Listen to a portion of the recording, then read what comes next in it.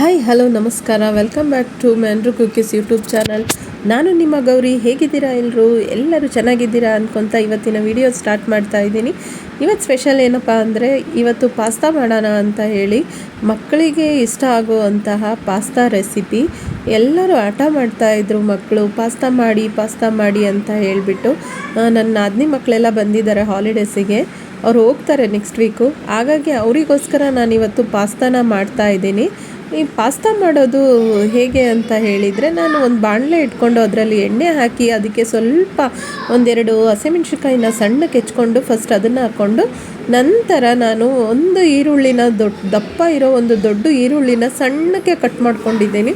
ಅದನ್ನು ಸ್ವಲ್ಪ ಬಾಡ್ಸೋದಕ್ಕೆ ಬಿಡ್ತಾಯಿದ್ದೀನಿ. ಅದಕ್ಕೆ ನಾನು 1.5 ಸ್ಪೂನಷ್ಟು ಉಪ್ಪನ್ನ ಹಾಕ್ಕೊಂಡಿದ್ದೀನಿ. ಈರುಳ್ಳಿ ಜೊತೆಗೆ ಉಪ್ಪು ಹಾಕೋದ್ರಿಂದ ಈರುಳ್ಳಿ ಬೇಗ ಬಾಡುತ್ತೆ. ಉಪ್ಪನ್ನ ಹಾಕ್ಕೊಂಡು ಚೆನ್ನಾಗಿ ಕೈ ಆಡಿಸಿ ಅದು ಗೋಲ್ಡನ್ ಕಲರ್ ಬರೋವರೆಗೂ ಚೆನ್ನಾಗಿ ಫ್ರೈ ಮಾಡಬೇಕು. ಈರುಳ್ಳಿ ನಾವು ಎಷ್ಟು ಫ್ರೈ ಮಾಡ್ತೀವೋ ಟೇಸ್ಟಿಯಾಗಿರುತ್ತೆ, ಮತ್ತು ಮಕ್ಕಳಿಗೆ ಬಾಯಿಗೆ ಈರುಳ್ಳಿ ಸಿಗೋದಿಲ್ಲ, ಅವರು ಇಷ್ಟಪಟ್ಟು ತಿಂತಾರೆ. ಅದು ಬಾಡಿದ ನಂತರ ನಾವು ಸ್ವಲ್ಪ ಶುಂಠಿ ಬೆಳ್ಳುಳ್ಳಿ ಪೇಸ್ಟ್ನ ಕೂಡ ಹಾಕ್ಕೊಳ್ಳೋಣ. ಈಗ ನೋಡಿ, 1.5 ಸ್ಪೂನಷ್ಟು ಶುಂಠಿ ಬೆಳ್ಳುಳ್ಳಿ ಪೇಸ್ಟ್ನ ಹಾಕ್ಕೊಂಡಿದ್ದೀನಿ.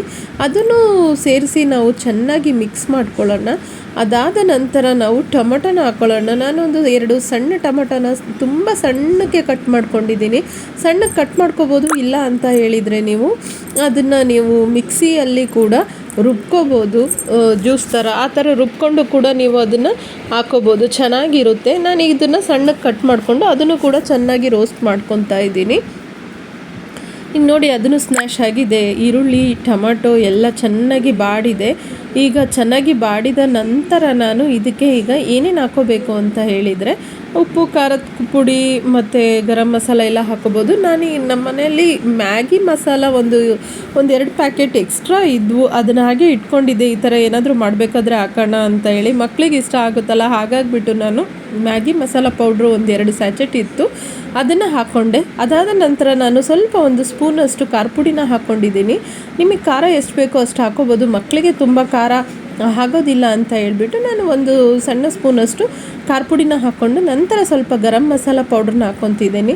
ಗರಂ ಮಸಾಲ ಪೌಡ್ರ್ ಇಲ್ಲ ಅಂತ ಹೇಳಿದರೆ ನೀವು ಚಿಕನ್ ಮಸಾಲ ಪೌಡ್ರನ್ನ ಕೂಡ ಆ್ಯಡ್ ಮಾಡ್ಕೋಬೋದು. ಒಂದು ಟೇಸ್ಟಿಗೋಸ್ಕರ ಹಾಕಲೇಬೇಕಂತನೂ ಏನೂ ಇಲ್ಲ. ಈಗ ಅದೆಲ್ಲವನ್ನು ಮಿಕ್ಸ್ ಮಾಡಿಕೊಂಡು ನಾನು 1 ಸ್ಪೂನಷ್ಟು ಟೊಮಟೊ ಸಾಸನ್ನ ಹಾಕ್ಕೊತಿದ್ದೀನಿ. ತುಂಬ ಟೊಮಟೊ ಸಾಸನ್ನ ಹಾಕೊಂಡ್ರೆ ಅದು ಒಂಥರ ಹುಳಿ ಸಿಹಿ ಆಗುತ್ತೆ. ಹಾಗಾಗಿ ನಾನು ಭಾಳ ಹಾಕೋದಿಲ್ಲ, 1 ಸ್ಪೂನಷ್ಟು ಹಾಕಿದ್ದೀನಿ ಅಷ್ಟೇ. ನಂತರ ಸ್ವಲ್ಪ ಸೋಯಾ ಸಾಸನ್ನು ಅಷ್ಟೇ, ನಿಮಗೆ ಬೇಡ ಅಂದರೆ ಸ್ಕಿಪ್ ಮಾಡ್ಬೋದು. ಅದು ನಂತರ ಸ್ವಲ್ಪ ವಿನಿಗರ್ನ ಕೂಡ ಹಾಕ್ಕೊಂಡಿದ್ದೀನಿ. ಅದನ್ನೆಲ್ಲ ಚೆನ್ನಾಗಿ ಕೈ ಆಡಿಸಿದ ನಂತರ ಒಂದು ಅರ್ಧ ಕಪ್ಪಷ್ಟು ನೀರು, ಅಂದರೆ ಅರ್ಧ ಕಪ್ ಅಂದರೆ ತುಂಬ ಸಣ್ಣ ಕಪ್ಪಲ್ಲಿ ಅರ್ಧ ಕಪ್ ಹಾಕಿದರೆ ಸಾಕು. ಸ್ವಲ್ಪ ನೀರನ್ನ ಹಾಕ್ಕೊಂಡು ಅದು ಗ್ರೇವಿ ಥರ ಆಗುತ್ತಲ್ಲ, ಹಾಗಾಗಿ ಲೈಟಾಗಿ ಗ್ರೇವಿ ಥರ ಆಗೋ ಥರ ಎಲ್ಲವನ್ನು ಮಿಕ್ಸ್ ಮಾಡಿಕೊಂಡು, ಅದಾದ ನಂತರ ನಾವು ಪಾಸ್ತಾನ ನಾನು ಚೆನ್ನಾಗಿ ಇದು ಬಿಸಿನೀರಲ್ಲಿ ಕುದಿಯೋ ನೀರಿನಲ್ಲಿ ಹಾಕಿ ಒಂದು 5-10 ನಿಮಿಷ ಸಣ್ಣ ಉರಿಯಲ್ಲಿ ಚೆನ್ನಾಗಿ ಕುದಿಸಿದ್ದೆ ನಾನು.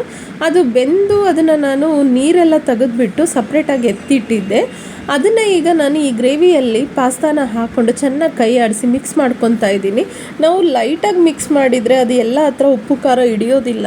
ಹಾಗಾಗಿ ನೀವು ಒಂದು 5-10 ನಿಮಿಷ ಚೆನ್ನಾಗಿ ಮೇಲೆ ಕೆಳಗೆ ಕೈ ಆಡಿಸಿ ಫುಲ್ಲು ಎಲ್ಲವನ್ನು ಮಿಕ್ಸ್ ಮಾಡಿದರೆ ತುಂಬ ಚೆನ್ನಾಗಿ ಅದು ಹೋಲ್ ಥರ ಇರುತ್ತೆ, ಅದರೊಳಗೆಲ್ಲ ಉಪ್ಪು ಖಾರ ಹಿಡಿದು ಟೇಸ್ಟಿಯಾಗಿರುತ್ತೆ.